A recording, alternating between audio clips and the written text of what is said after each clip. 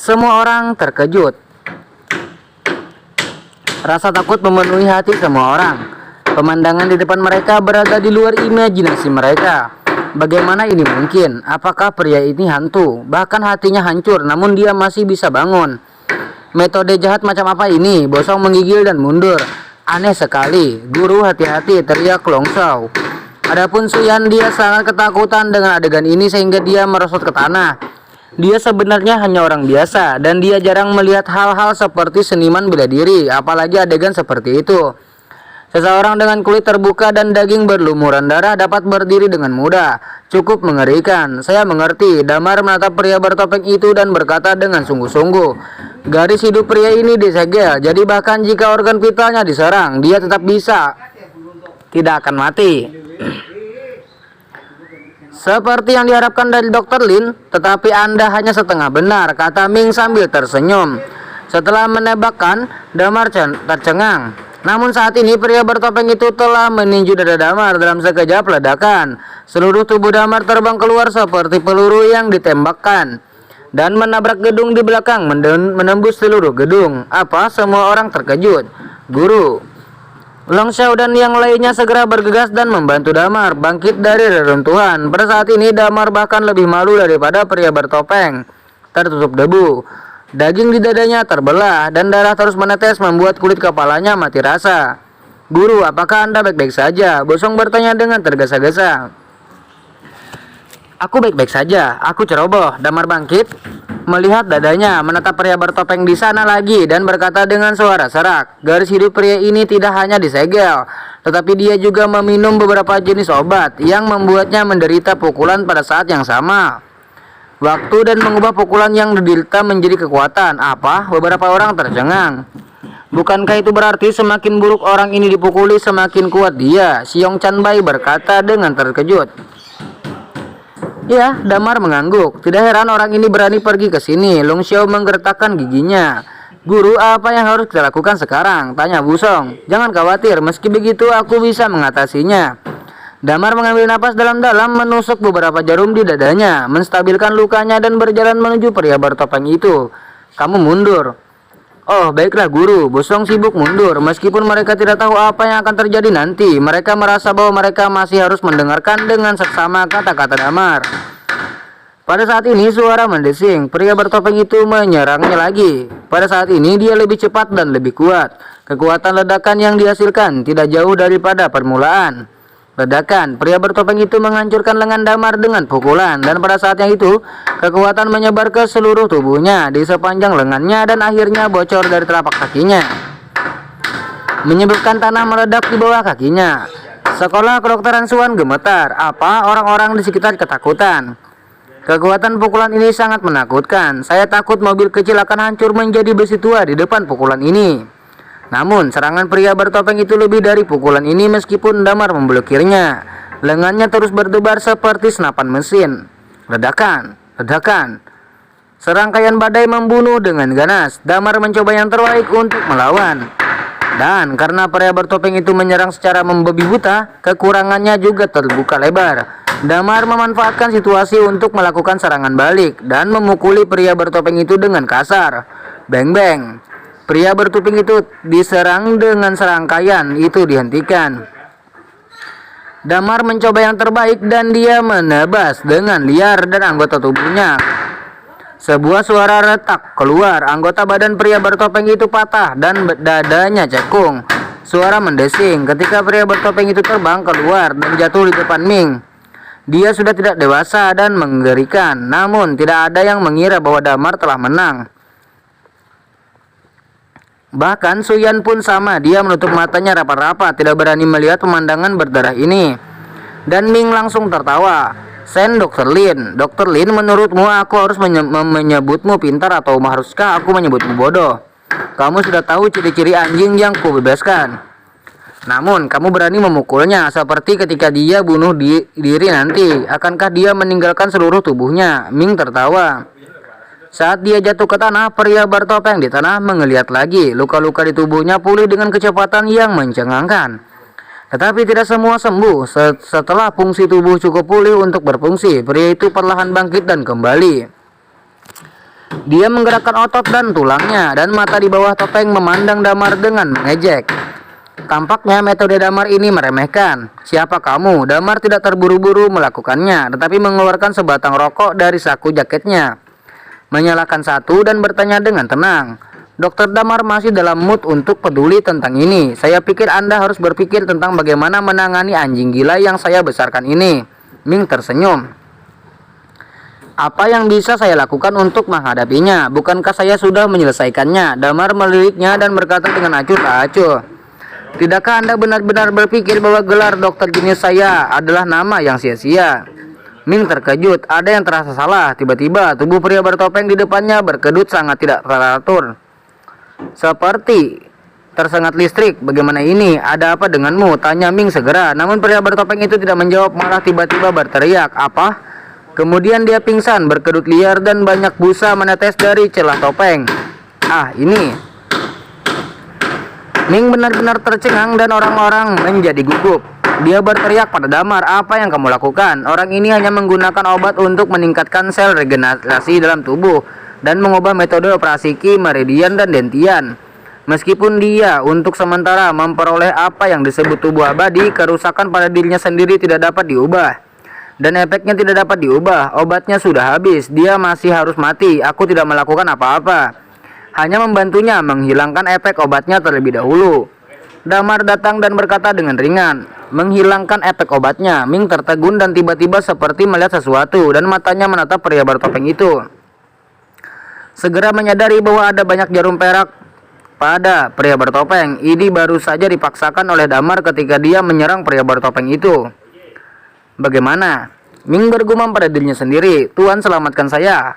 Pria bertopeng itu mengulurkan tangannya dan berteriak dengan cemas. Dia mundur satu demi satu dan orang-orang sudah panik. Pada akhirnya perjuangan pria bertopeng itu menjadi semakin lemah. Tangannya yang terulur melunak dan jatuh, dan tidak ada yang bergerak, meninggal di tempat. Tidak ada yang menyangka pertarungan ini akan berakhir dengan cara yang aneh, tetapi faktanya sudah ada di sini dan tidak ada yang bisa mempertanyakannya. Melihat pria bertopeng yang pendiam, Ming menyadari bahwa situasinya telah melampaui imajinasinya. Dia menjadi tenang dari keraguan, mengambil napas dalam-dalam dan mengangguk tanpa henti. Oke, Dr. Lin benar-benar memenuhi reputasinya. Hari ini Ming telah membuka matanya. Saya mengaguminya. Sejak anjing saya sudah mati, maka aku menurut perjanjian sebelumnya, aku tidak akan pernah melecehkan Xiaoyan lagi. Selamat tinggal."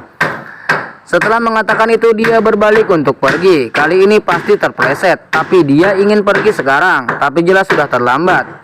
"Apakah aku membiarkanmu pergi?" Suara dingin Damar keluar. Tubuh Ming terkejut dan dia menoleh sedikit. "Saran apa yang dimiliki Dr. Lin? Sepertinya aku sudah memberitahumu sebelumnya. Kamu datang ke sini," kata Damar kosong. Ming mengerutkan bibir, bawahnya wajahnya memucat. "Dr. Lin, apa yang ingin kamu lakukan?" "Aku tidak akan mengatakannya untuk ketiga kalinya." Suara Damar tiba-tiba menjadi dingin. Dalam dingin ada ledakan keganasan. Ming samar-samar menebak apa yang akan terjadi. Dia diam-diam menelan air liurnya dan berkata dengan suara rendah, "Dr. Shenlin, saya menyarankan Anda untuk tidak melakukan apa-apa. Ya, saya mungkin ceroboh hari ini, tapi saya tidak pikir itu menyakitkan. Jika Anda melawan saya khawatir Anda akan menyesalinya. Tidak ada dalam hidup saya yang bisa saya sesali. Jika kamu sembrono kali ini, aku khawatir kamu akan melakukannya. Apakah kamu tahu siapa yang ada di belakangku?" Ming menggertakkan giginya. "Aku tidak peduli siapa yang ada di belakangmu. Yang aku pedulikan adalah apa yang kamu lakukan di sini hari ini." Damar berkata dengan suara serak, lalu berjalan mendekat dan menampar wajah Ming dengan keras, terkunci. Setengah dari wajah Ming langsung berubah bentuk. Pria itu jatuh ke tanah dan beberapa gigi berdarah keluar dari mulutnya. Terlihat sangat menyedihkan. Napas Huyan bergetar. Ming bahkan lebih ketakutan. Dia buru-buru menutupi wajahnya dan perlahan-lahan merangkak di tanah. Seluruh tubuh gemetar hebat dan matanya penuh ketakutan menguasai. Pengawal lainnya bergegas dan berdiri dengan gemetar di depan Damar. Tapi bagaimana mereka bisa menghentikan Damar? Setelah beberapa jarum perak berlalu, pengawal ini dibekukan. Damar melompat pengawal lalu meremas jarum perak dan berjalan menuju Ming. Ming bukan orang bodoh. Dia juga mendengar desas-desus bahwa jarum Dr. Lin adalah orang mati. Dan dia tahu bahwa jika jarum menusuknya, dia mungkin akan mati. Dr. Lin ilahi. Tidak, jangan, kamu tidak bisa melakukan ini. Aku Bloodsword Villa. Jika kamu berani menyentuhku, Bloodsword Villa tidak akan membiarkanmu pergi. Itu tidak akan pernah melepaskanmu. Ming mengambilnya lagi, tidak bisa berhenti dan hanya bisa berteriak histeris.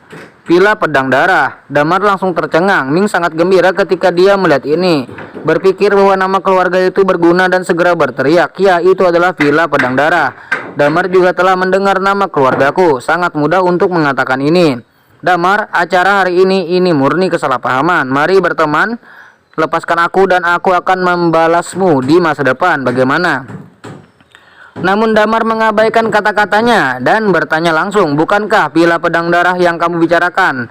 Dialer di kota King Yuan itu. Ya, ini dialernya, kata Ming buru-buru. Tidak, nama keluarga adalah nama keluargamu, adalah Qin. Bagaimana kabarmu dari keluarga? Damar mengerutkan kening. Wajah Ming sedikit berubah. Dia ragu-ragu dan berkata dengan suara rendah, itu karena aku adalah putra tidak sah dari pemilik keluarga. Dan aku mengikuti nama keluarga ibuku.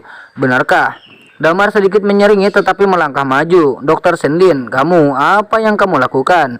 Ming panik dan berteriak lagi dan lagi. Kamu datang ke wilayahku untuk menjadi liar dan kamu ingin menyakiti Xiaoyan. Bagaimana aku bisa membiarkanmu pergi dengan mudah? Villa pedang darah hanya tidak bisa mengejutkanku. Damar mendengus dingin. Dr. Shenlin, selamatkan hidupmu. Ming hampir menangis. Memang bagaimana Villa pedang darah bisa menghalangi Dr. Lin? Dialah yang memusnahkan desa Yawang. Tiba-tiba Ming sepertinya memikirkan sesuatu dan buru-buru berteriak kepada Suyan di sana. Xiaoyan, tolong aku, bantu aku untuk mengatakan sesuatu yang baik. Tolong, kamu harus percaya padaku. Kita adalah teman sekelas. Aku tidak sama sekali, aku tidak bermaksud menyakitimu, Xiaoyan. Suyan adalah satu-satunya harapannya. Setelah kata-kata itu jatuh, Suyan sedikit bergerak. Dia adalah orang yang berhati lembut, apalagi teman sekelas. Suyan mengerutkan bibir bawahnya dan setelah berjuang untuk waktu yang lama, dia memanggil dengan hati-hati. Itu, Lin. Don Lin? Damar memandangnya ke samping. Suyan sedikit malu dan berkata dengan suara rendah, jangan membuat masalah lagi, jika tidak aku akan menyebabkan masalah bagi Damar. Dan Suyan juga, maaf. Baiklah, aku akan mendengarkanmu. Damar sangat menyegarkan dan langsung setuju. Terima kasih Damar. Terima kasih Dr. Lin. Ming sangat gembira dan terus bersujud. Terima kasih teman sekelas, kata Damar. Ya, terima kasih Xiaoyan. Ming sangat bersemangat. Xiaoyan tidak mengatakan apa-apa, hanya menatap Damar dengan rasa terima kasih. Ngomong-ngomong, mengapa kamu datang ke sini? Mengapa kamu memaksa Xiaoyan untuk menikahimu? Damar bertanya. Aku Ming membuka mulutnya. Jangan bilang kamu benar-benar naksir Xiaoyan. Aku tidak sebodoh itu. Kata apa tujuanmu datang kali ini? Damar mendengus dingin. Ming menggertakkan gigi dan berkata langsung, ya, saya ingin menikahi Xiaoyan. Itu benar-benar tidak menyukainya. Tujuan saya adalah pernikahan Villa pedang darah saya. Pernikahan di Bloodsword Villa. Damar tercengang. Apa hubungan Suyan dengan pernikahan ini?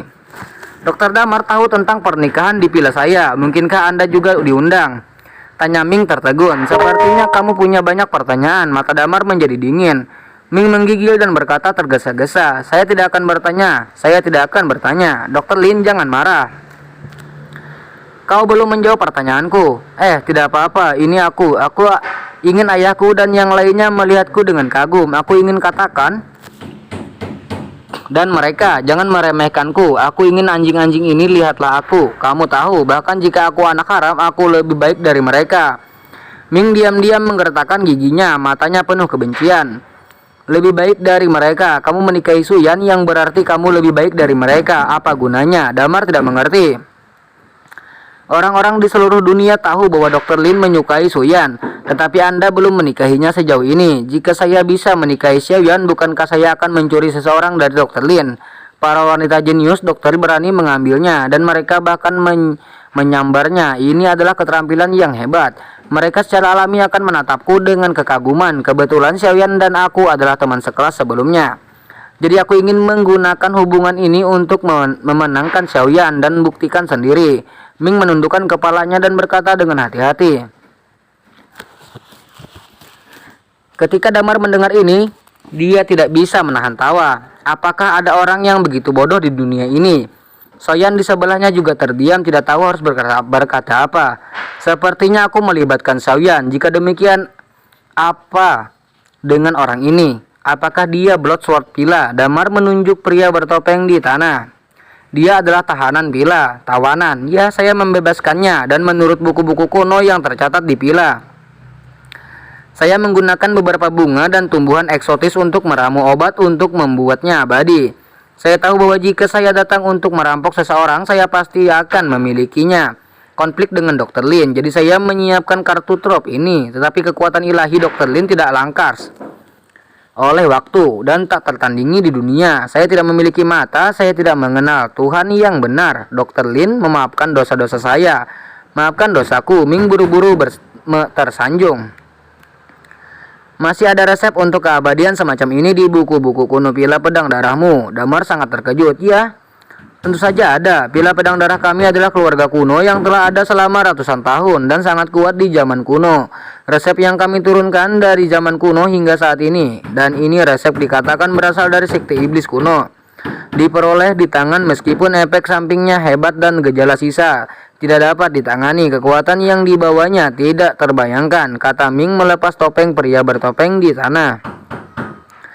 Dalam sekejap wajah yang dipenuhi pustula muncul di mata orang-orang. Bintik-bintik di wajah ini semua adalah efek samping dari obat. Wow, banyak orang hanya melihatnya dan muntah dengan jijik. Suyan juga berteriak ketakutan, buru-buru menutup mata dan wajahnya pucat. Dia hampir muntah. Orang ini adalah mata-mata yang dikirim oleh musuh ke Pila saya. Dia ditangkap oleh Pila saya dan ditahan di penjara. Saya berbohong kepadanya dan berkata, bantu saya menikahi Suyan, saya akan membiarkan dia pergi. Dan diam-diam memberinya obat ini. Jadi janji Sensen memberinya penawarnya. Tapi aku tidak menyangka bahwa dia tidak akan menjadi lawan Lin Senyi, kata Ming. Dari siapa dia? Saya tidak tahu. Itu telah dikurung di penjara bawah tanah Pila kami selama beberapa tahun. Saya tidak dapat menemukan apapun. Saya membuat rencana untuk mengeluarkannya, Ming menjelaskan dengan jujur. Damar mengangguk diam-diam dan berkata dengan suara rendah, saya mengerti, karena Anda hanya memiliki tujuan ini dalam masalah ini. Ya, saya akan mengampuni hidup Anda. Terima kasih Dr. Lin, terima kasih Dr. Lin. Maka saya akan pergi dulu, pergi, kata Ming bersemangat dan berbalik untuk pergi. Berhenti, apakah aku membiarkanmu pergi? Damar berbicara lagi.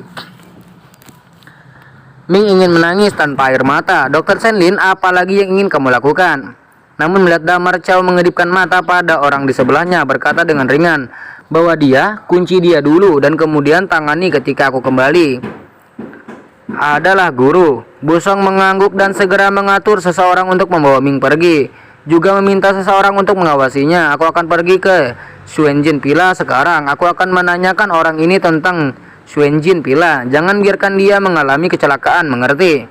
Jangan khawatir guru, aku akan menjaganya dengan baik.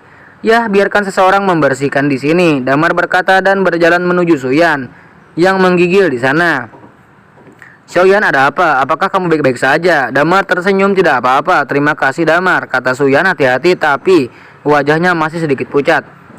Tidak apa-apa, saya pikir kulit Anda masih kurang sehat. Anda masih membutuhkan lebih banyak pengkondisian. Saya akan memberi Anda obat nanti. Anda bisa minumnya tepat waktu, Damar tersenyum. Suyan meliriknya dan ada kerumitan di matanya. Dia menggigit bibir ceri tipisnya seolah ingin mengatakan sesuatu. Damar tidak menyadari, menjelaskan beberapa patah kata dan bersiap untuk pergi. Damar, tunggu sebentar. Suyan tiba-tiba berteriak. Ada apa? Damar menoleh dan bertanya, kamu kenapa kau begitu baik padaku? Pada akhirnya bagaimana menurutmu? Suyan menggertakkan giginya dan mengumpulkan keberaniannya untuk bertanya secara langsung. Begitu kata-kata ini jatuh, Damar tercengang. Dia juga tidak berharap Suyan menanyakan pertanyaan ini. Matanya langsung tertuju pada tubuh Suyan dan dia tidak tahu harus berkata apa. Suyan sedikit gugup, tapi dia tidak tahu di mana dia gugup. Tapi sekarang dia sangat takut dengan ucapan Damar dan buru-buru berteriak, Lindong, jika kamu tidak ingin mengatakannya, jangan katakan. Aku tahu, kata Damar. Aku tiba-tiba tidak ingin mendengarnya lagi. Maaf, Suyan berkata dengan panik. Damar terkejut tapi dia segera sadar.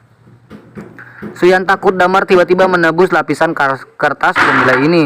Jika demikian, dia tidak tahu bagaimana menghadapi Lindong atau bagaimana menghadapi Damar.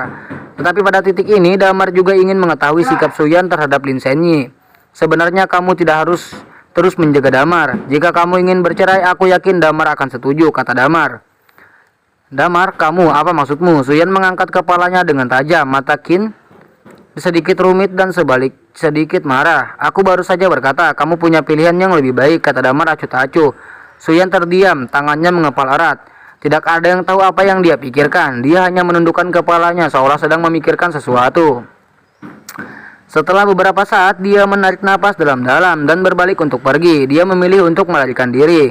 Mungkin dia juga punya jawaban. Kata-kata Damar pada kenyataannya di telinga wanita manapun hampir merupakan pengakuan. Damar mengetahuinya sendiri. Dia juga ingin tahu bagaimana Suyan akan memilih. Pada saat ini pintu terbuka dan sebuah mobil masuk. Mahai keluar dari mobil, berjalan cepat ke sisi Damar dan berkata dengan suara rendah, Damar, mobilnya sudah siap. Oke, ayo pergi ke kota Qingyuan sekarang. Damar berkata dan langsung masuk ke mobil.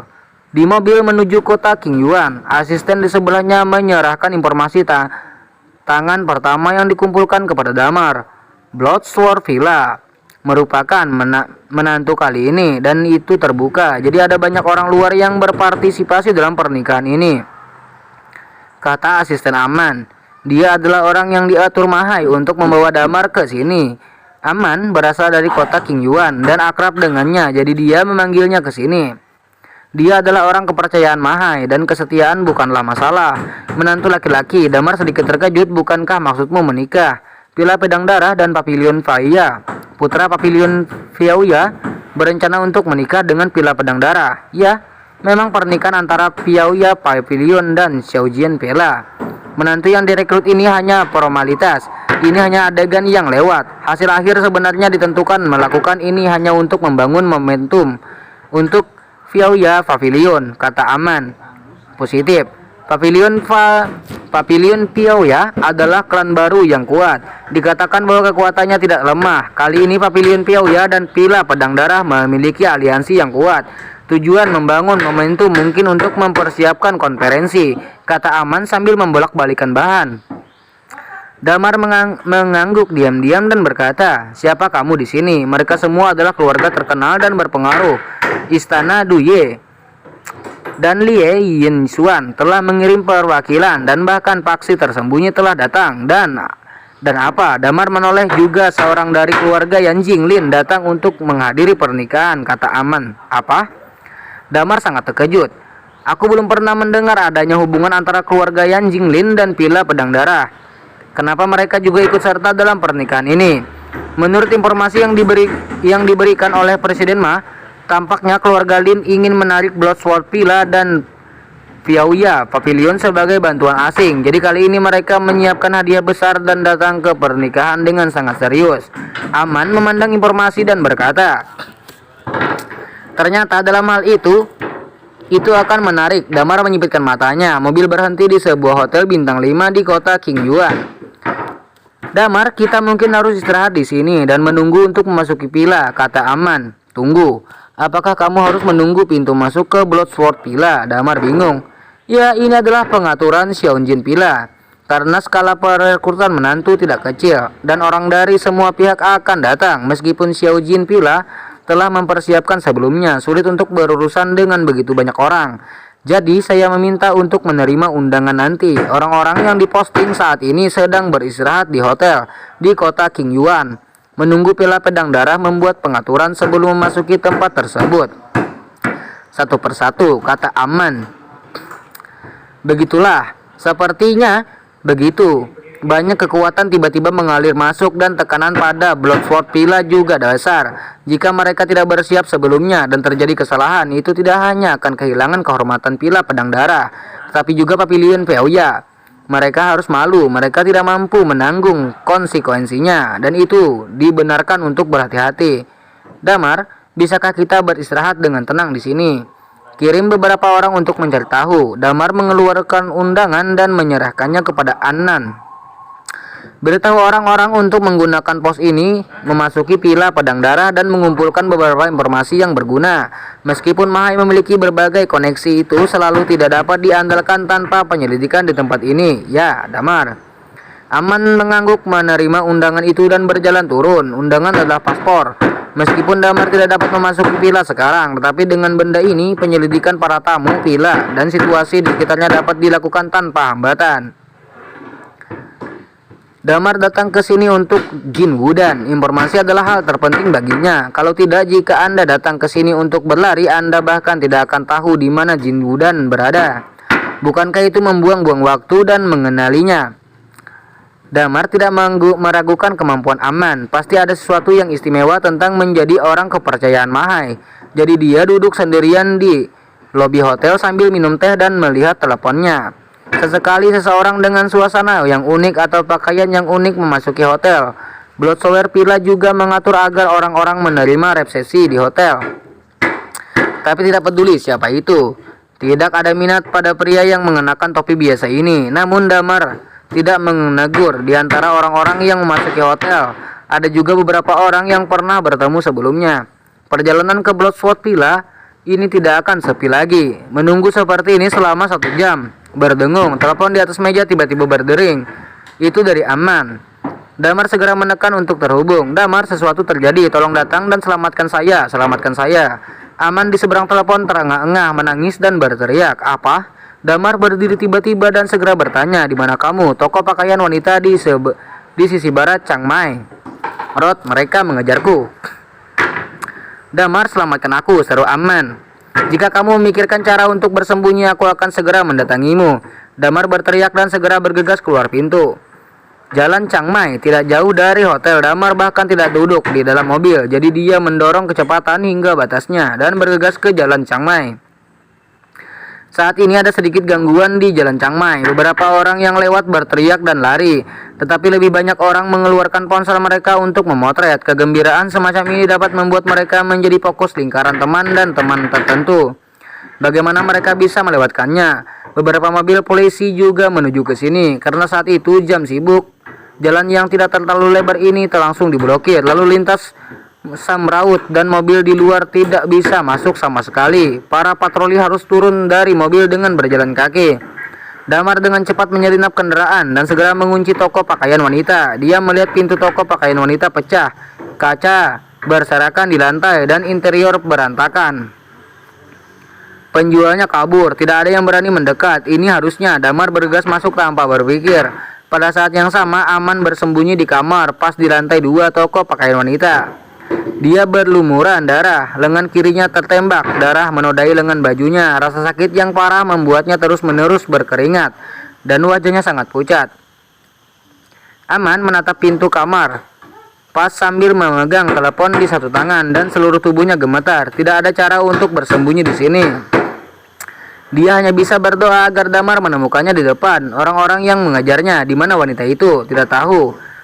Temukan untukku. Lantai 2 sangat besar. Dia tidak bisa melarikan diri. Banyak kamar pas. Apa yang kamu takutkan? Balikkan untukku satu persatu. Bahkan jika kamu membongkar semua batu bata dan ubin di sini, temukan untukku. Ya, teriakan terus datang dari luar kamar pas. Kemudian terdengar suara mengobrak-abrik kotak. Damar, ayo, Damar cepat datang. Aman memejamkan mata dan bergumam menjadi semakin cemas. Namun kali ini lonceng Jingle. Telepon tiba-tiba berdering. Aman kaget dan sekilas menyadari bahwa itu adalah bisnis periklanan perusahaan telepon. Dia buru-buru mematikan telepon dan mematikannya, tapi sudah terlambat. Aman membenci perusahaan telepon kali ini dan hampir menjatuhkan teleponnya. Ada suara di sana. Pelacur itu pasti bersembunyi di sana. Cepat pergi. Orang-orang di luar bergegas masuk dan membuka pintu secara langsung. Apa? Aman berteriak segera mengeluarkan semprotan anti serigala dari tasnya. Tetapi benda ini tidak berpengaruh sama sekali bagi 3 orang bertubuh besar dan 5 tebal di depannya. Seorang pria besar meraih lengan Aman, mengambil semprotan anti serigalanya dan kemudian dengan kasar menariknya keluar. Aman kehilangan pusat gravitasinya dan jatuh dengan keras ke tanah. Melihat orang-orang di sekitarnya, dia menggigil ketakutan. Salah satu dari mereka langsung mengangkat pistolnya siap menghabisi Aman. Apa yang kamu lakukan? Orang di sebelahnya segera menekan bahunya dan mendengus dingin. Apakah menurutmu saudara-saudara semuanya akan dihukum oleh pemilik desa? Ini oke. Pria itu meletakkan pistol dan melambai. Bawa jalan ini pergi. Ini baik. Seorang pria melangkah maju mengangkat Aman seperti ayam dan berjalan menuju tangga. Lepaskan aku, jangan bunuh aku, lepaskan. Aman berjuang dengan panik tetapi tidak berhasil. Gadis kecil, jujurlah, kalau tidak aku akan meninggalkan pakaianmu. Pria besar di sebelahnya berkata dengan galak. Aman sangat ketakutan sehingga dia tidak berani mengatakan sepatah kata pun. Kapten, patroli ada di sini. Apa yang harus kita lakukan? Patroli akan datang, tidak masalah. Kamu membawa gadis ini melalui pintu belakang di lantai pertama, dan saudara-saudara yang lain keluar melalui pintu depan. Tarik perhatian patroli. Ya, semua orang mengambil keputusan dan turun ke bawah dengan langkah yang lebih cepat. Namun setelah beberapa langkah, semua orang tiba-tiba berhenti dan menatap tangga dengan heran. Saya melihat sosok tinggi berdiri di pintu masuk tangga. Dia menyalakan sebatang rokok dan memandang orang-orang di depannya dengan ringan. Damar, bantu saya! Damar, bantu saya! Aman berteriak kegirangan saat melihat sedotan yang menyelamatkan nyawa.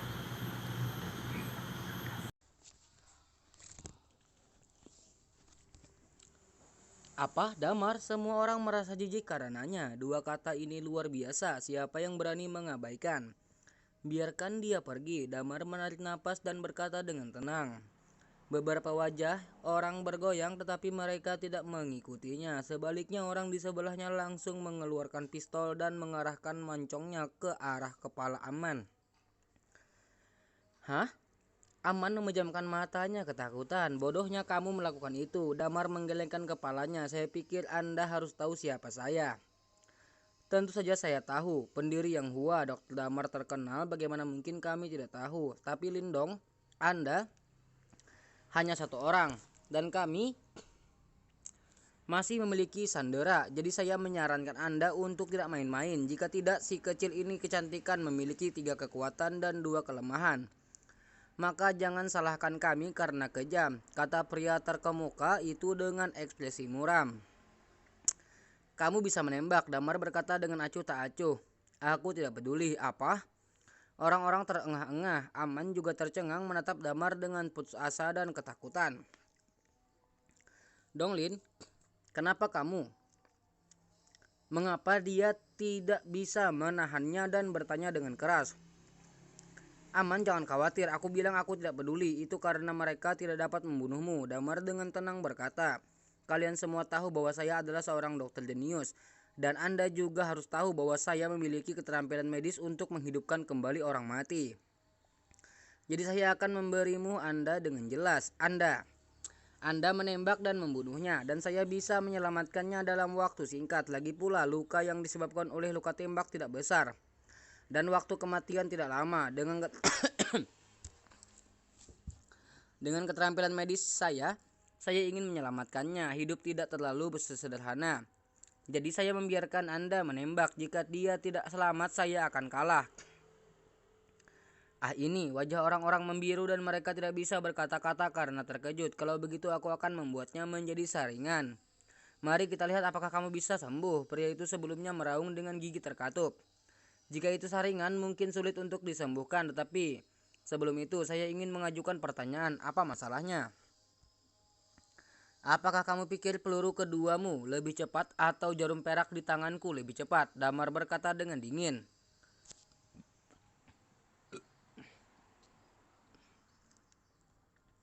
Saat dia berbicara, tangannya terangkat, lampu terang berkedip di ujung jarinya. Itu semua jarum perak. Jarum itu seperti meteor jarum menyegel tenggorokan. Kerumunan itu benar-benar sunyi. Semua orang di dunia telah melihat duel antara Damar dan Desa Yawang.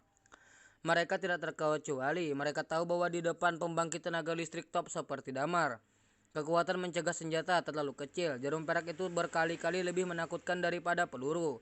Serahkan orang itu. Aku tidak ingin mengatakannya untuk kedua kalinya. Damar melemparkan patung rokok ke tanah dan menginjaknya dan berkata dengan dingin. Kata-kata Damar seperti hukuman mati bagi orang-orang ini. Mata orang-orang melebar, tubuh mereka sedikit gemetar dan kekuatan memenuhi hati mereka. Pada akhirnya di bawah aura Damar orang-orang ini melepaskannya. Aman buru-buru melepaskan diri dan terhuyung-huyung. Damar, dia bersembunyi di belakang Damar gemetar. Dan Dahan dan yang lainnya sudah berlutut di tanah dengan cemas berkata, Lindong, ayo pergi, jangan bunuh kami. Kami hanya tugas, kami hanya mengikuti perintah. Jika aku ingin membunuhmu, kamu pasti sudah mati. Aku hanya ingin bertanya padamu. Aku harap kamu bisa menjawab dengan jujur. Damar, tolong beritahu kami, harus tahu segalanya. Kerumunan itu sibuk. Untuk bertahan hidup mereka hanya bisa melakukannya. Lagi pula dokter jenius yang terkenal di dunia ini juga seorang pembunuh tanpa berkedip. Mereka semua telah mendengar bahwa Tuan ini menghancurkan lembah Raja Obat. Saya ingat surat undangan yang saya berikan kepada asisten saya secara logis. Dia dan saya adalah teman dari Pila Pedang Darah. Mengapa Anda masih menyerang dan membunuh kami? Apakah ini cara Pila Pedang Darah? Anda memperlakukan tamu. Damar mengambilnya dan surat undangan dari Aman dan bertanya kosong. Ini, pria besar itu tampak malu, ragu-ragu tapi tidak berbicara. Apakah tidak nyaman untuk dibicarakan? Jika itu masalahnya, saya hanya bisa menemukan cara lain untuk mengetahuinya. Damar menyipitkan mata dan melangkah maju. Pikir cara lain, sangat unik. Setidaknya orang-orang besar itu ketakutan. Metode Damar jelas berbeda dari orang biasa. Saat itu saya takut dapat menyelamatkan hidup saya, tetapi takut hidup lebih baik daripada mati. Damar, jangan, kataku. Pria besar itu berkata dengan tergesa-gesa. Kesabaranku terbatas, kata Damar dengan tenang. Pria besar itu mengerutkan bibir wajahnya dan berkata dengan suara rendah. Donglin, sebenarnya Pila Pedang Darah, kami bermaksud menangkapmu dan orang-orangmu. Pila Pedang Darah kami ingin hidup. Tangkap aku. Damar bingung. Aku tidak memiliki keluhan atau permusuhan denganmu. Bloodsword Pila, mengapa kamu ingin menangkapku dengan baik? Ini dua alasan. Yang pertama adalah untuk keluarga Yan Jinlin. Keluarga Lin, apakah mereka sekutu dengan Pila Pedang Darahmu? Ya, keluarga Lin telah mengirim perwakilan ke sini. Semua orang tahu perseteruan antara Anda dan keluarga Lin. Pemiliknya ingin menggunakan Anda untuk membuat pernyataan kepada keluarga Lin. Begitukah? Maka Pila Pedang Darahmu terlalu kecil. Meskipun keluarga Lin kuat, aku yang Hua tidak lemah. Jika kamu menambahkan musuh tanpa alasan ke keluarga Lin, bukankah keuntungannya akan lebih besar dari itu, kerugiannya? Damar menggelengkan kepalanya. Damar, jika Anda berpikir demikian Anda salah. Tujuan utama menangkap Anda bukanlah untuk menyatakan posisi Anda untuk keluarga Lin, tetapi alasan kedua. Alasan apa? Pria besar itu ragu-ragu dan perlahan mengeluarkan 3 kata. Hung Nyangu. Mendengar 3 kata ini Damar tiba-tiba menyadari. Ternyata Pila Pedang Darah adalah untuk menunjukkan niat baik kepada Hung Nyangu.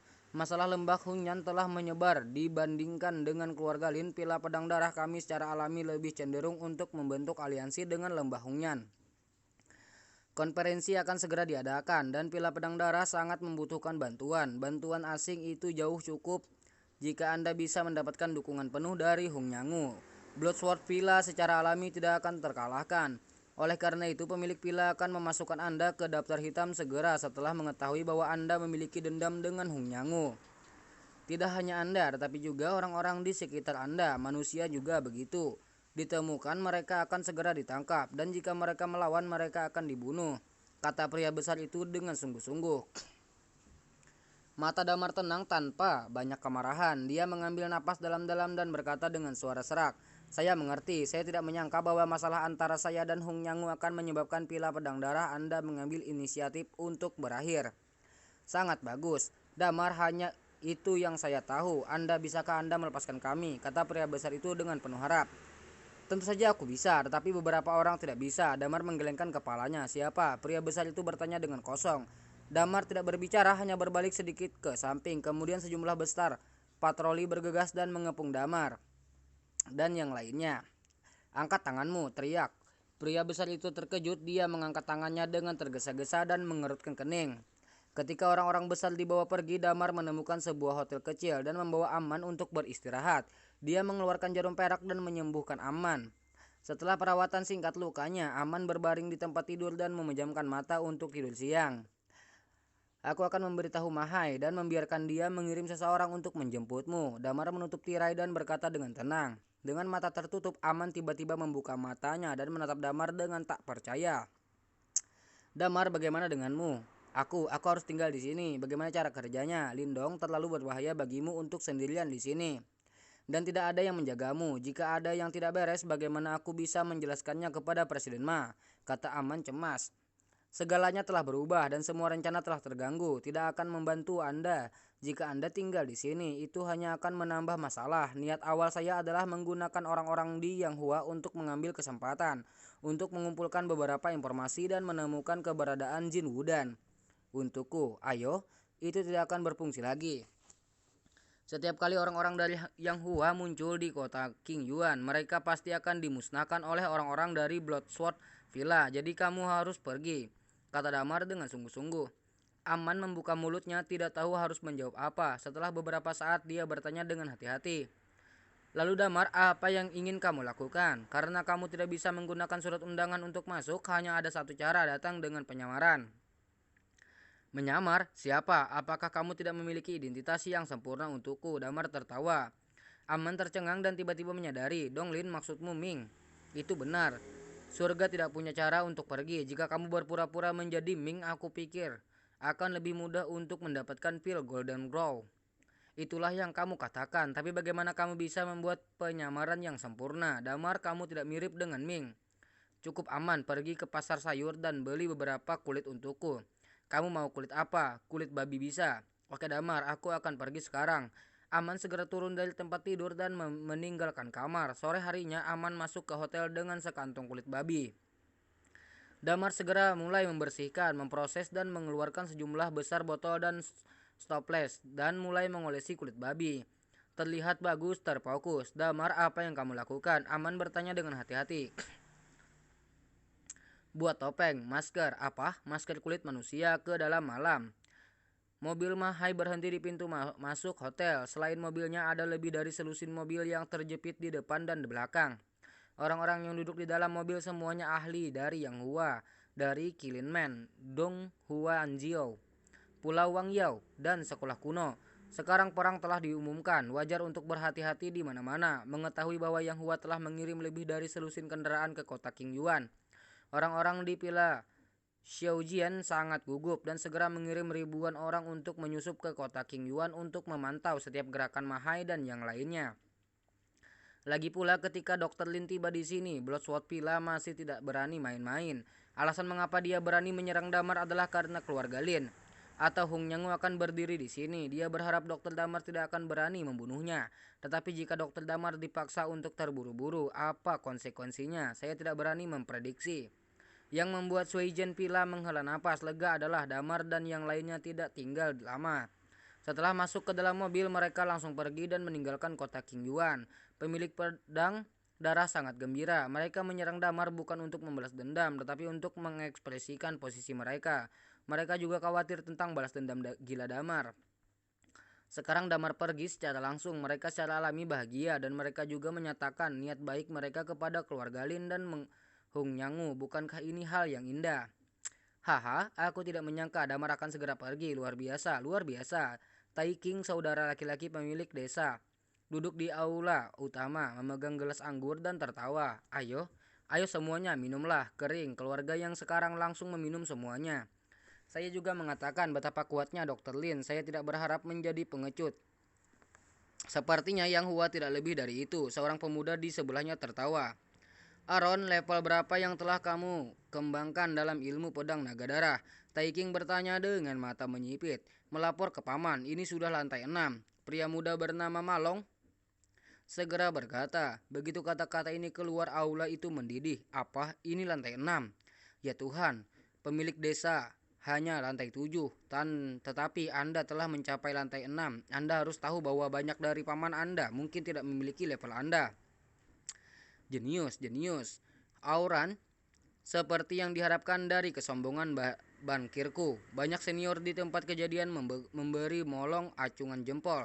Kakak Long, aku harus mengandalkan bantuanmu untuk pernikahan ini. Pada saat ini, seorang wanita berjas hitam panjang berdiri dengan segelas anggur dan berkata sambil tersenyum. Hai saudari Yan, terlalu sopan untuk mengatakan ini. Kami adalah keluarga, bagaimana saya bisa berdiri? Tapi Ruyi, Lanzung, Anda bukan orang biasa, ada banyak bakat yang bisa diatasi. Dan tentang mengapa saya harus menunjukkan keburukan saya, Mulong berkata sambil tersenyum, wajahnya penuh kesopanan. Bagaimanapun wanita ini adalah putri pemilik desa. Tidak peduli seberapa berbakatnya dia tidak berani membuat kesalahan sesuka hati. Saudara Long rendah hati meskipun saudara Ye memiliki kekuatan luar biasa dan memiliki kekuatan Tanjiao. Dia masih manusia. Kali ini ada banyak anak dari keluarga bangsawan yang datang untuk merekrut kerabat saudara Ye. Adalah tubuh panah. Bagaimana dia bisa? Satu musuh sampai 100. Jika saatnya tiba, jika kekuatan fisik lemah dan ada yang salah, maka trik ini akan menjadi lelucon, kata Hung Yan sambil tersenyum. Kakak Yan, berarti, apakah aku perlu menanyakan ini? Aaron, ketika kamu akan merekrut menantu besok, kamu akan pergi dulu dan membersihkan semua kodok untuk Yaoye. Ketika pembersihan hampir selesai, Yaoye akan naik ke panggung lagi, mengalahkanmu dan menikahi bankir kita. Mutiara, bukankah semua orang senang? Taiking berkata sambil tersenyum. Kerumunan tertawa dan bertepuk tangan. Baik, Molong mengangguk sambil tersenyum, tetapi masih ada ketidaknyamanan di kedalaman matanya. Jelas dia tidak menyukai tugas yang buruk dan tanpa pamrih ini. Tapi dia tidak punya pilihan. Namun pada saat ini sebuah suara terdengar. Mulong, kamu tampaknya enggan melakukan ini. Jika kamu benar-benar enggan, kamu tidak harus melakukannya. Aku akan menghapus rintangan untuk Yan Mei dan membiarkannya menikah dengan lancar. Begitu kata-kata ini keluar, semua orang melihat sumber suara secara bersamaan. Tapi dia melihat seorang pria dengan rambut panjang berkibar-kibar dalam setelan pedang berdiri di pintu.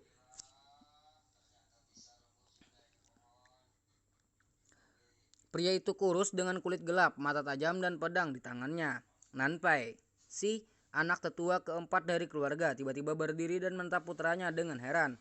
Nanpai, apa yang kamu lakukan? Taiking bertanya. Paman, saya tidak bermaksud apa-apa lagi. Saya baru saja mendengar bahwa setelah ini selesai, Molong akan memiliki kesempatan untuk pergi ke pavilion Piauya untuk berlatih seni bela diri. Saya ingin memiliki kesempatan ini, kata Nanpai dengan tenang. Peluang adalah untuk mereka yang siap dan berbakat. Jelas Anda bukan orang seperti itu, kata Mulong sambil tersenyum. Kalau begitu cobalah, Nanpai berteriak dengan dingin. Nanpai, kamu lancang. Taiking sangat marah, menoleh dan menatap Si, dan berkata keempat, bagaimana kamu mengajari putramu berani menjadi liar di sini? Nanpai, kembalilah padaku. Si juga berteriak dengan keras. Namun, Nanpai tidak mematuhinya. Sebaliknya dia menatap ayahnya dan berteriak, ayah, apakah Anda bersedia melakukan ini? Anda tidak dikenal di keluarga bankir, dan Anda adalah seorang pria kecil. Ketika Si mendengar ini, dia tercengang. Nanpai, apa maksudmu?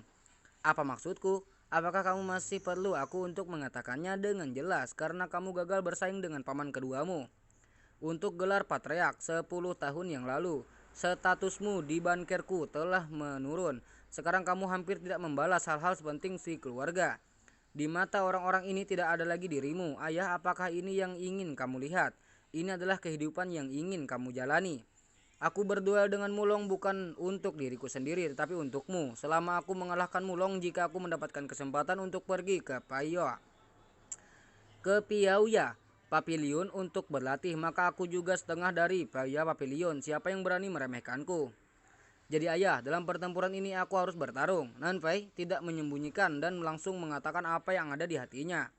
Ketika kata-kata ini jatuh, Si tercengang. Wajah banyak anggota keluarga juga sangat tidak wajar, terutama Taiking. Tapi dia tidak membantah, tetapi menatap Si dalam-dalam. Benarkah nama ayahku? Haha, Nanpai, kamu sangat berbakti. Kekaguman hanya saja kamu tidak memikirkan ketika kamu melakukan hal semacam ini, kata Mulong sambil tersenyum. Apa yang kamu pikirkan? Nanpai bertanya dalam-dalam. Tentu saja pertimbangan. Apakah kamu memenuhi syarat untuk melakukan ini? Mata Mulong tiba-tiba menjadi sengit. Dia bisa melihat bahwa Nanpai ingin menginjaknya sebagai batu loncatan dan melayang ke langit. Sangat disayangkan bagaimana dia bisa membiarkan Nanpai berhasil. Jika itu masalahnya, Mulong, jangan bicara omong kosong. Jika saya memenangkan pertarungan, saya akan naik panggung besok. Saya akan mengambil semua keuntungannya. Nanpai berteriak dengan pedangnya terhunus. Lalu bagaimana jika kamu kalah? Mulong bertanya dengan mata menyipit. Nanpai ragu-ragu dan mendengus dingin. Apapun yang kamu lakukan, biarkan aku menghadapinya. Bagaimana aku menghadapinya? Membunuhmu. Kamu adalah kerabat dekatku. Bukankah membunuhmu merusak reputasiku? Hei, ya, aku tidak akan mempermalukanmu. Jika aku menang, aku akan bertanya sebentar. Mulong tertawa. Permintaan apa? Nanpai bertanya dalam-dalam. Aku ingin seluruh keluargamu Bagaimana kalau kamu berlutut di depanku dan bersujud, kata Mulong dengan mata menyipit. Begitu kata-kata ini keluar, semua orang terkejut. Nanpai juga bodoh. Dia menatap kosong ke mata Mulong yang tersenyum dan bergumam. Seluruh keluarga bersujud. Kamu, maksudmu? Ya, ayahmu juga bersujud kepadaku. Mulong tertawa. Apa? Si sangat marah menunjuk Mulong dan berkata, Aaron, jangan melanggar hukum. Bagaimanapun aku adalah penatua. Namun Mulong menutup telinga. Si menjadi semakin marah dan menoleh untuk melihat Taiking yang duduk di sini. Kakak, dia berharap Taiking akan adil, namun Taiking berkata dengan tenang. Keempat, orang-orang muda dapat melakukan apapun yang mereka suka. Mari kita biarkan para tetua pergi. Selain itu, tidakkah Anda percaya bahwa putra Anda dapat menang? Apakah Anda tidak terlalu percaya diri? Ini. Si marah sehingga dia tidak bisa berkata apa-apa dan setuju. Lubang itu mengeluarkan asap. Dia hanya menampar meja dan menjadi sangat marah, meraung, oke itu dia, nak berikan padaku. Kalahkan bajingan kecil ini yang tidak tahu harus berbuat apa. Dan biarkan bajingan ini tahu tentang keluarga kita, luar biasa. Keempat, apa yang kamu katakan? Taiking dan yang lainnya tidak puas. Tapi si terlalu malas untuk menjawab. Oke ayah, jangan khawatir, bocah itu pasti akan mengalahkan orang ini. Sebut namamu. Nanpai berteriak melompat ke halaman luar, membalikkan beberapa bunga pedang dengan pedang panjang di tangannya, dan kemudian memasang postur menatap Mulong. Haha, tolong menyipitkan mata, meletakkan tangan di belakang dan berjalan perlahan. Dia tampak sangat sembrono dan kata-katanya penuh dengan penghinaan. Terserah aku mengatakan ini, Nanpai lakukan. Aku akan membiarkanmu melakukan beberapa trik. Kamu bahkan tidak menghunus pedangmu dan kamu ingin membuatku. Itu sangat menipu. Nanpai sangat marah dan segera mengeluarkan pedangnya dan membunuh. Denteng, tubuh pedang meramping terciprat seperti gelombang bayangan. Satu persatu menampar ke arah Mulong. Bayangan pedang sangat indah. Tubuh pedang benar-benar tajam dan bagus. Adalah langkah yang mengerikan. Namun Mulong tidak takut sama sekali. Sebaliknya dia melangkah dengan ringan, mundur dan menghindar dengan mudah. Pergi. Nanpai meraung dan terus mengangkat pedang dan tebasannya, tapi tidak peduli bagaimana dia menebas dan menikam, dia tidak bisa menyentuh tubuh Mulong sama sekali. Nanpai, kamu tidak bisa bertarung seperti ini. Kamu tidak bisa bertarung seperti ini. Jika kamu ingin mengalahkanku, kamu tidak bisa menggunakan ilmu pedang Dealer. Lagi pula ilmu pedang Dealer yang dia latih jauh lebih mahir daripada kamu.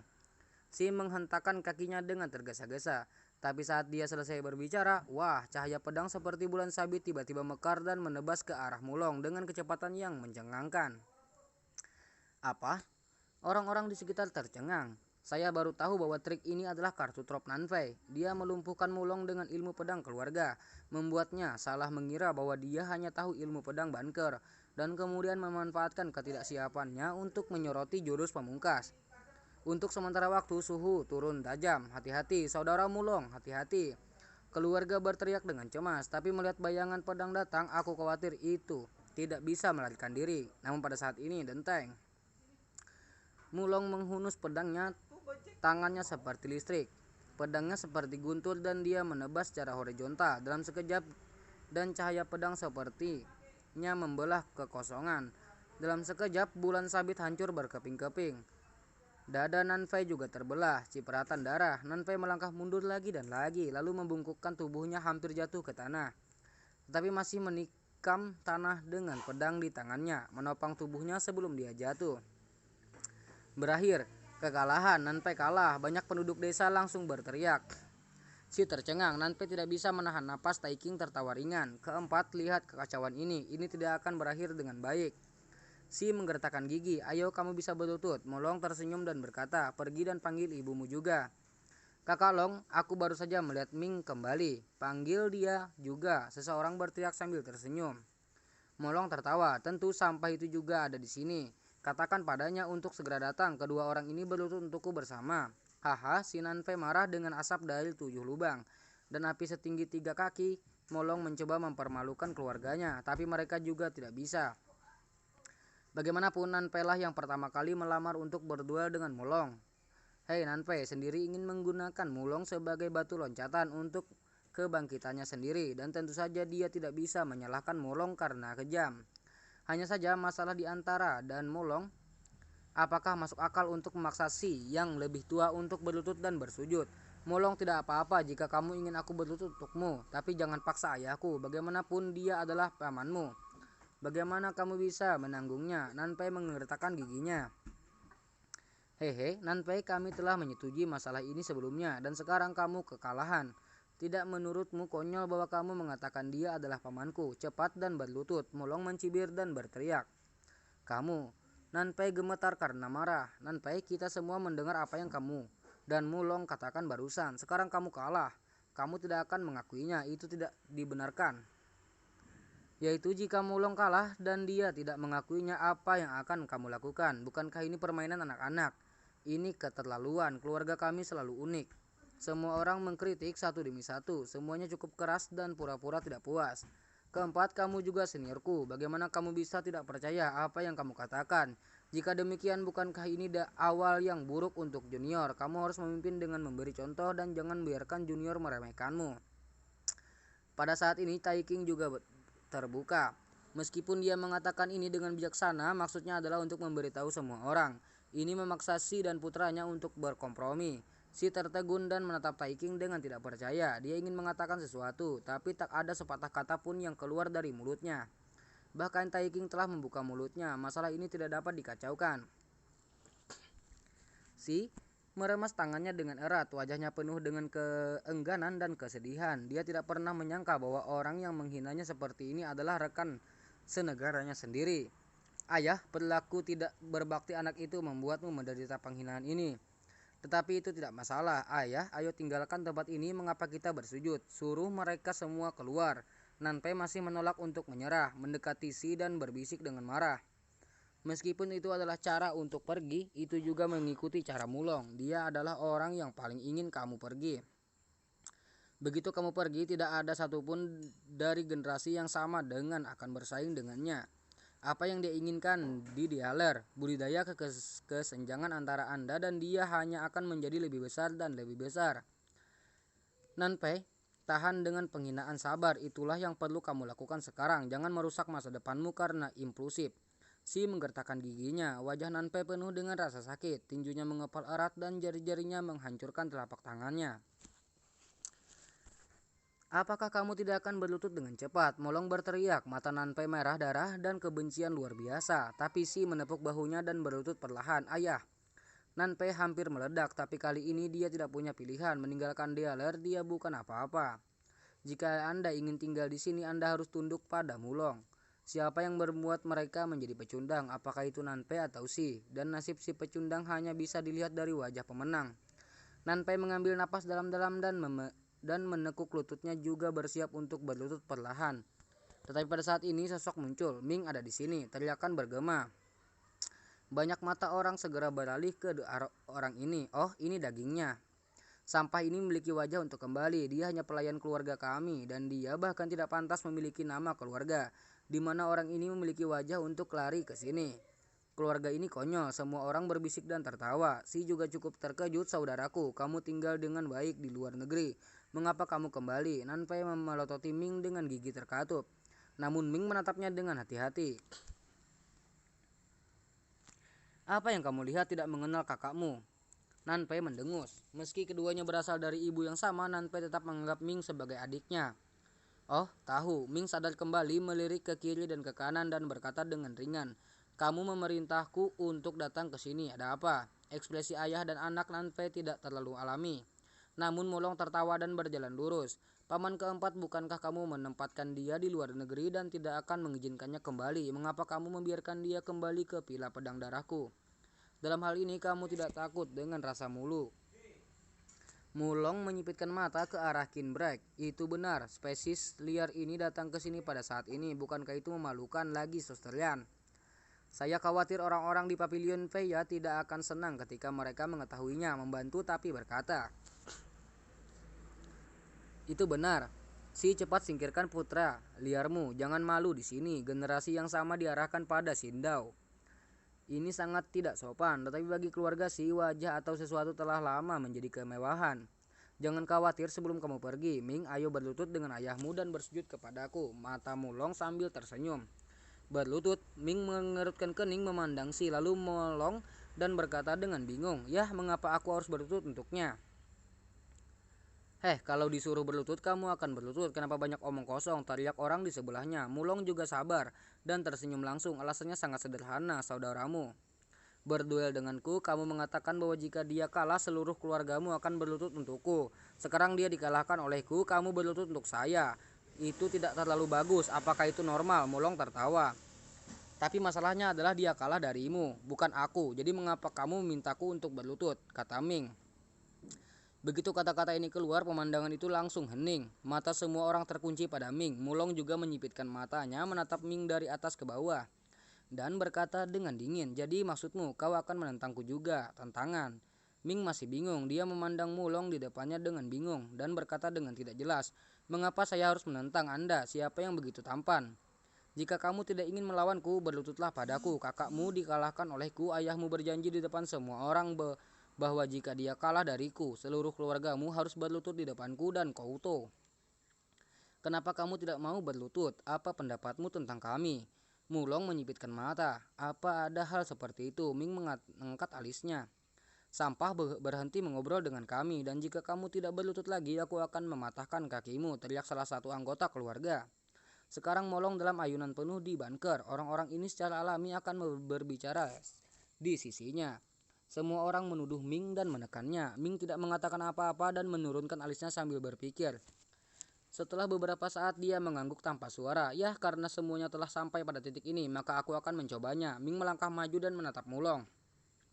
Mulong terkejut. "Coba apa? Apakah kamu tidak ingin aku berlutut?" "Yah, pukul aku dan aku akan berlutut," kata Ming. Begitu kata-kata ini keluar, para penonton gempar. "Apa? Kamu bajingan? Apakah kamu akan menentang Mulong?" "Haha, lucu sekali. Jangan mengejekku. Kamu spesies liar juga ingin membandingkan dengan Mulong. Kamu takut kamu telah berada di luar negeri selama beberapa tahun dan kepalamu telah rusak. Mulong bisa memerasmu sampai mati dengan satu jari. Tidakkah kamu percaya?" Semua orang tertawa terbahak-bahak dan air mata mengalir satu persatu. Mulong, Hongnyan, dan yang lainnya tidak bisa menahan tawa. Bagaimana mereka bisa mendengar kata-kata polos seperti itu? Anda harus tahu bahwa meskipun Ming adalah anak haram sih karena kehadirannya yang sederhana, ia tidak dapat mengikuti nama keluarga ayahnya, tetapi hanya nama keluarga ibunya. Apalagi bakatnya tidak terlalu bagus. Jika dia berbakat dan berbakat, tidak akan sulit untuk masuk bunker, tetapi seni bela dirinya biasa-biasa saja dan dia tidak memiliki bakat. Jadi Si mengirimnya ke luar negeri lebih awal dan dia hanya bisa kembali setiap beberapa tahun bertemu orang tua.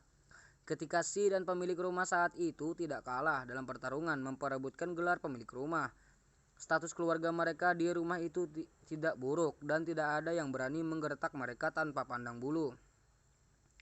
Tetapi setelah kekalahan itu keluarga mereka jatuh ke dasar. Bahkan Nanfei berani menginjak semua orang. Bagaimana mereka bisa takut pada anak haram yang bahkan tidak bisa mendapatkan nama keluarga? Hei, bahkan saudaramu kalah dariku. Kamu masih memiliki keberanian untuk mengatakan hal seperti itu kepadaku. Menarik, sangat menarik. Molong menyipitkan matanya dan mengangguk lagi dan lagi. "Karena kamu mengatakan ini, jika aku tidak bertarung, bukankah dunia akan berpikir aku takut padamu? Ayo, biarkan aku melihat di mana kamu mendapat kepercayaan diri untuk berani mengatakan hal seperti itu padaku." Setelah berbicara, Molong mengaitkan jarinya ke arah Ming. "Kamu ingin aku melakukannya terlebih dahulu?" Ming bertanya dengan retoris. "Oh, kenapa tidak? Aku tidak akan membiarkanmu masuk. Aku khawatir kamu tidak akan bisa memainkannya nanti. Jika kamu tak kalah tanpa pukulan, bukankah orang lain akan mengatakan bahwa aku menggertakmu?" kata Mulong dengan senyuman. "Haha," orang-orang di sekitar tertawa. Ming mengangguk dan berkata dengan tenang, "Oke, saya akan melakukannya dulu, tapi saya harap Anda tidak menyesalinya." Setelah itu, Ming berjalan menuju Mulong. "Aku akan melakukan banyak penyesalan dalam hidupku, tetapi itu tidak akan pernah tercerminkan dalam dirimu." Mulong mengangkat bahu, tidak peduli sama sekali. "Ming, apa yang kamu lakukan bodoh? Kamu bukan lawannya," teriak Nanfei. Tapi Ming menutup telinga. Nanfei sedang terburu-buru, ini hanya akan membuatnya semakin memalukan. Tapi yang mengejutkan adalah bahwa Ming, yang selalu patuh pada dirinya sendiri di masa lalu, berani mengabaikan kata-katanya kali ini. Dia tidak tahu kenapa, tapi sekarang bukan waktunya untuk memikirkan itu, karena Ming telah datang ke Mulong. Mulong tersenyum ringan hanya melihat Ming seperti ini. Melipat tangannya di dada dalam postur sembrono. Ming tidak menganggapnya serius sama sekali. Ming melirik Mulong, mengangkat tangannya dan menampar wajah Mulong secara langsung. Gestur ini sama sekali bukan seperti kontes, melainkan pertarungan orang biasa. Mulong sedikit terkejut berpikir bahwa Ming akan menggunakan beberapa gerakan yang luar biasa dan unik. Hasilnya begitu biasa-biasa saja. Sampah adalah sampah. Dia mencibir diam-diam mengangkat tangannya untuk menahan tamparan dan pada saat yang sama tangan yang lain menghantam wajah Ming. Namun saat dia baru saja menyentuh tamparan, Ming menepuk. Suara renyah keluar. Itu adalah tabrakan tamparan dan lengan, dan kemudian kekuatan besar mengalir langsung ke seluruh tubuhnya di sepanjang tamparan. Dan bahkan tamparan itu menghantam pipi kiri Mulong terkunci. Tepuk tangan bergema dari segala arah. Dampak besar penyebab Mulong mundur lagi dan lagi. Tubuhnya terhuyung-huyung dan hampir jatuh ke tanah. Setelah dia menstabilkan tubuhnya, dia merasakan sakit yang membakar di pipinya dan setengah dari wajahnya bengkak. Jejak tamparan yang jelas muncul di pipi. Mulong tercengang. Itu menakutkan. Diam di sekitar, sangat tenang. Mata semua orang melebar, menatap Ming di sini dengan tak percaya. Pernapasan, jantung, dan otak orang-orang seperti berhenti bekerja. Tidak ada yang bisa melepaskan diri dari gambaran yang mengejutkan ini. Siapa yang bisa percaya? Liar Ming benar-benar menampar Mulong.